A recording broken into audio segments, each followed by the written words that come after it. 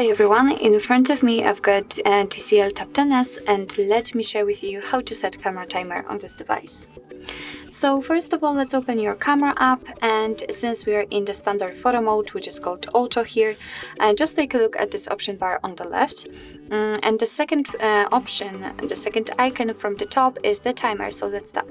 As you can see here we've got all options unrolled, so we've got 8 seconds, 5 to seconds delay, and of course the off option, which is currently set. As you can see, this crossed out icon is highlighted, which simply means that the timer is off. So in order to set the timer, just tap on the option like to use. So I will pick 8 seconds. As you can see, the icon changed slightly, so we can check which countdown we've got set. So now just tap on the shutter button, and as you can see, from now on your device will count down from 10, sorry, not 10 but 8, and after that time it will take a photo.